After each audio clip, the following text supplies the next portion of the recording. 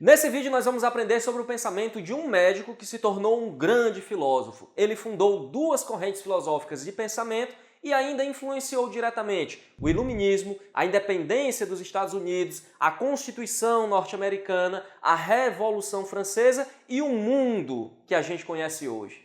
Então fica comigo até o final porque esse vídeo tá muito bom. E se você gosta de filosofia e quer saber mais sobre o pensamento do nosso filósofo de hoje, bem como a história da filosofia como um todo, clica no primeiro link da descrição para você conhecer o nosso curso de História da Filosofia. É um curso completo. Lá você vai ter um estudo sistematizado, bem passo a passo, de toda a história do pensamento filosófico ocidental, desde o início com os pré-socráticos até os nossos dias atuais. No nosso curso você tem bastante conteúdo e muito tempo de acesso para você estudar no seu tempo, no seu ritmo.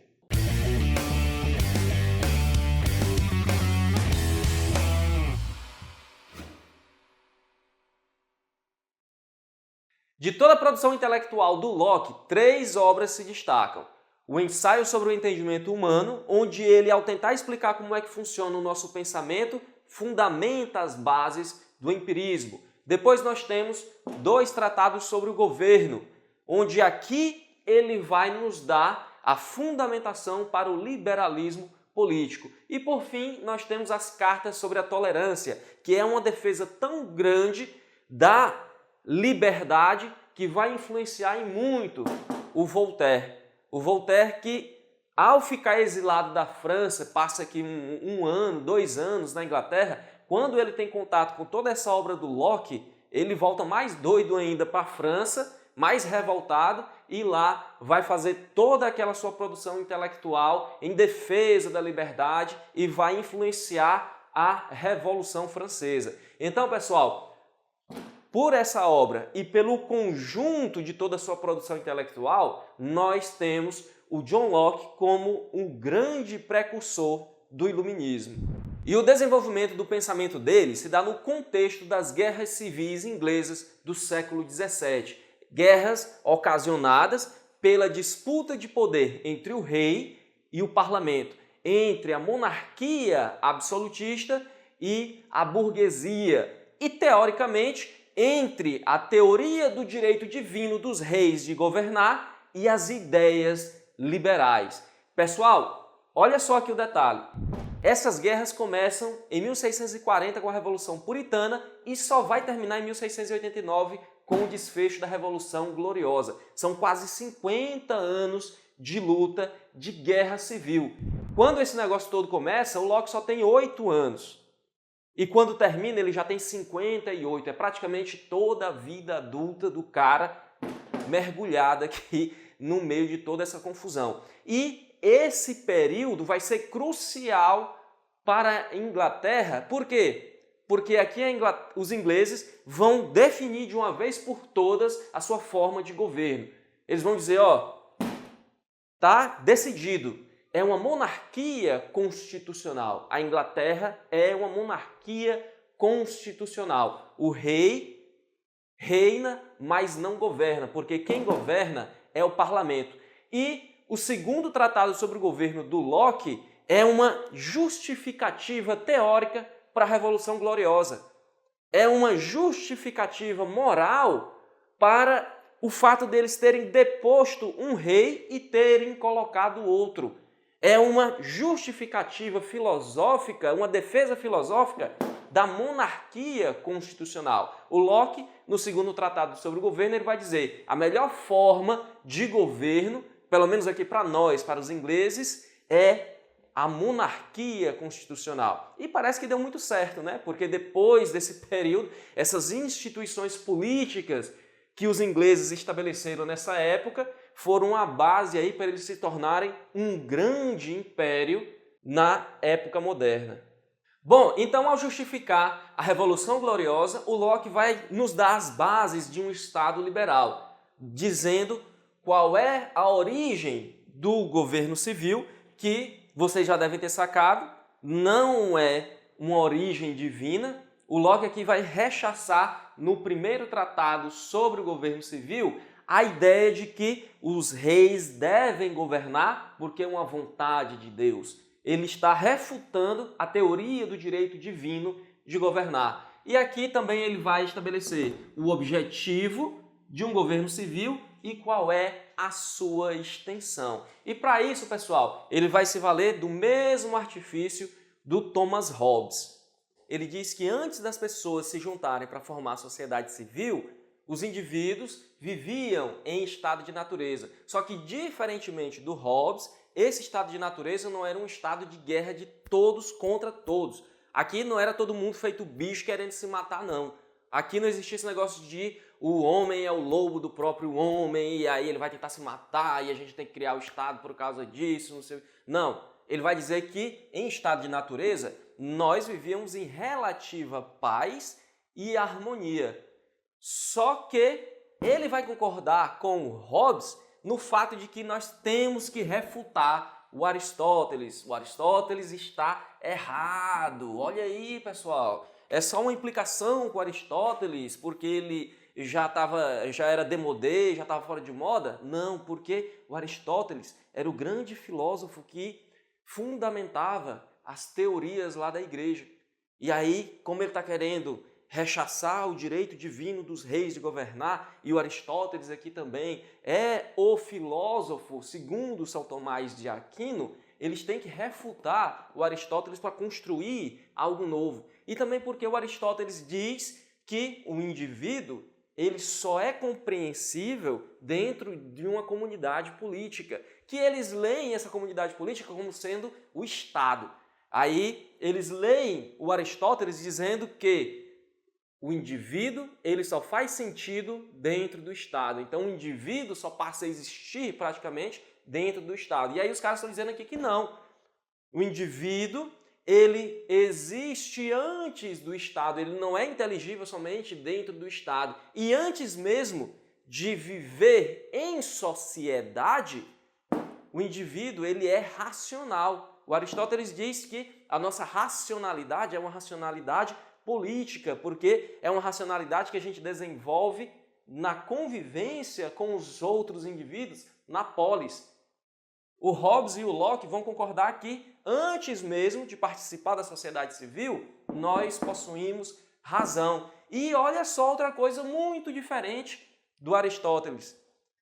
Em estado de natureza, mesmo antes de nós formarmos a sociedade, nós já temos direitos.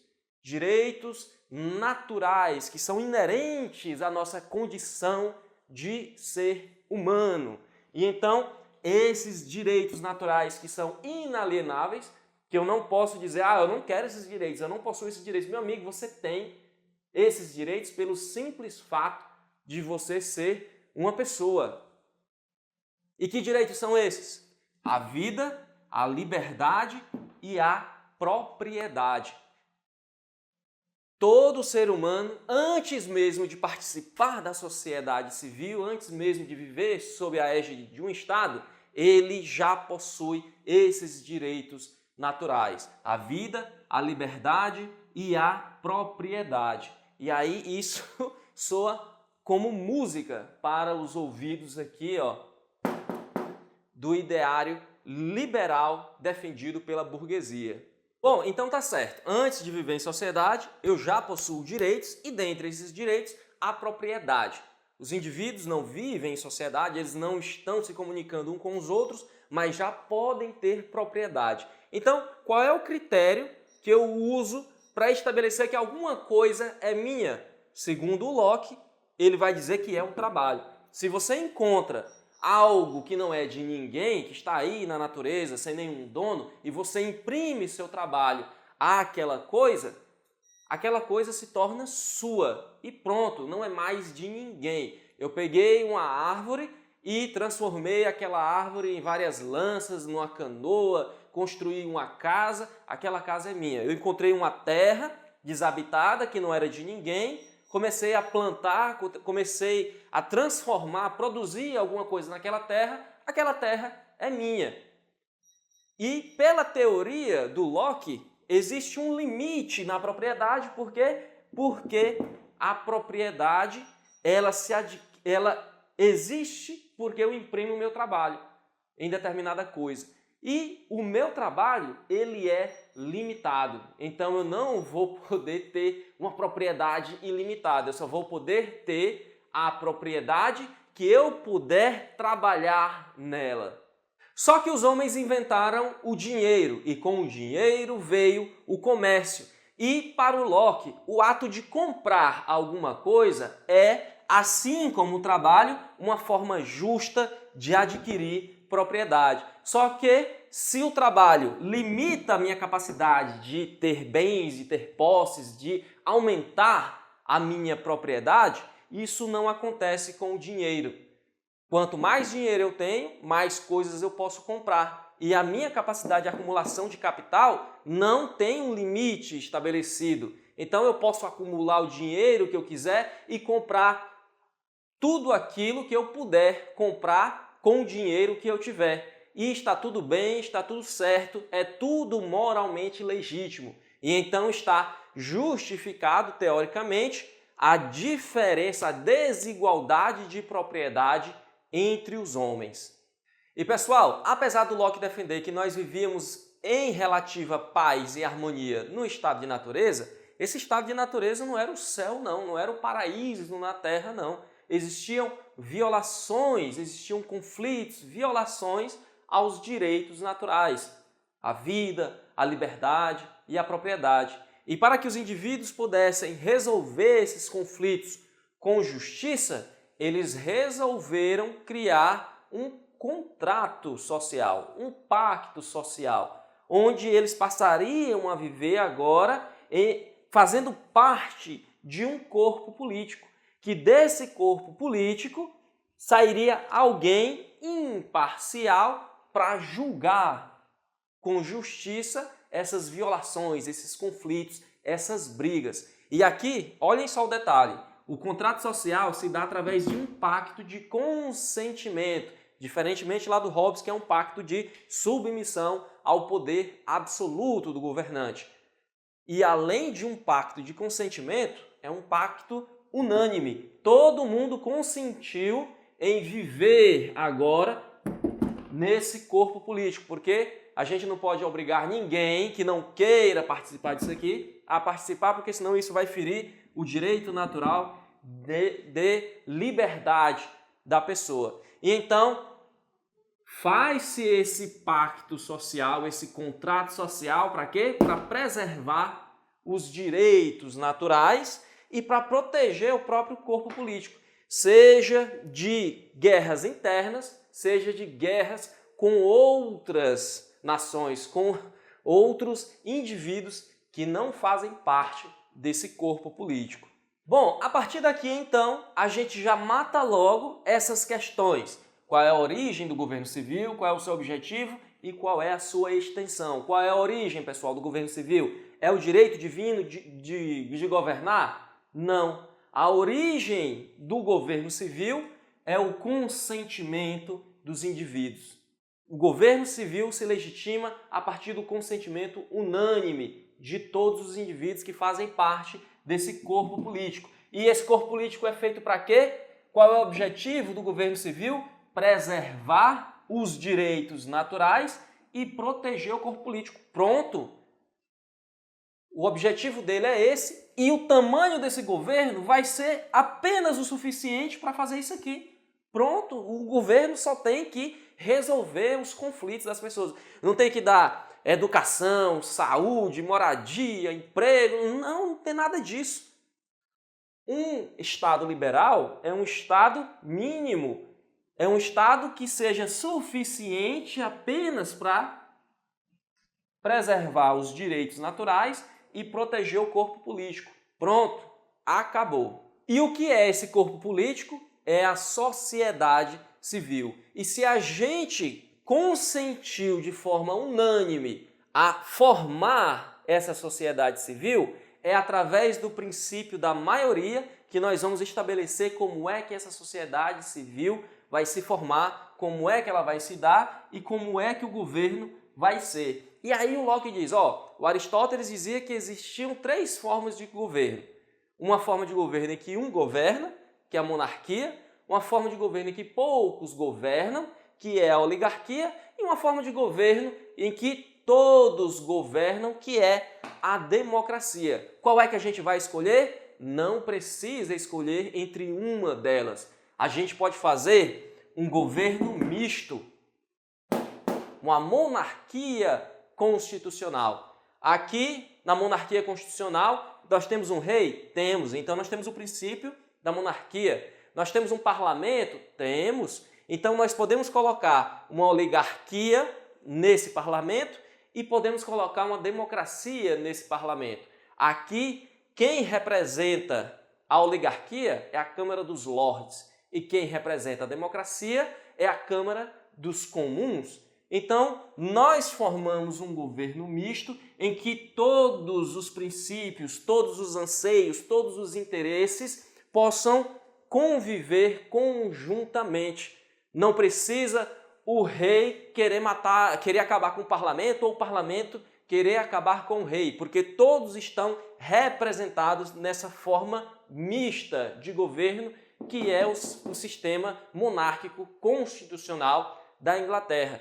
E aqui, pessoal, ele vai dizer que o poder supremo é o legislativo, porque o legislativo é o que está mais respaldado no princípio da maioria. É o legislativo que representa os interesses da maioria dos indivíduos. O legislativo controla o executivo e é controlado por quem, pessoal? Pelo povo, pela maioria. No final das contas, quem tem o poder, na teoria liberal do Locke, são as pessoas, são os indivíduos. Olha só, a origem do governo civil é esse pacto de consentimento unânime. E então, quando o governo foge ao seu objetivo, que é preservar os direitos naturais, e ao contrário, começa agora a tentar feri-los, o Locke nos diz que os indivíduos têm o direito de resistir a esse governo. E foi exatamente isso que aconteceu com a Revolução Gloriosa. Os indivíduos tiraram o Jaime II, que queria se tornar um rei absolutista, fazer o que desse na telha dele, fazer o que ele quisesse, violando esses direitos naturais, e colocaram o Guilherme de Orange, que consentiu em reinar, mas não governar. Consentiu em seguir a Constituição, em reinar sabendo que os seus poderes são limitados e nunca ferir os direitos naturais das pessoas. Está justificado moralmente, teoricamente, a Revolução Gloriosa, a monarquia constitucional inglesa, está justificado um governo civil limitado. Bom, pessoal, basicamente são esses os fundamentos do liberalismo político que ainda hoje está em voga em vários países. Se você gostou do vídeo, deixe o seu like, compartilha ele com os seus amigos, com os seus conhecidos. E se você quiser se aprofundar na filosofia, na história da filosofia como um todo, o primeiro link aqui da descrição. Faz a sua matrícula lá no nosso curso que eu tenho certeza que você vai gostar. Eu vou ficando por aqui, um grande abraço e até mais.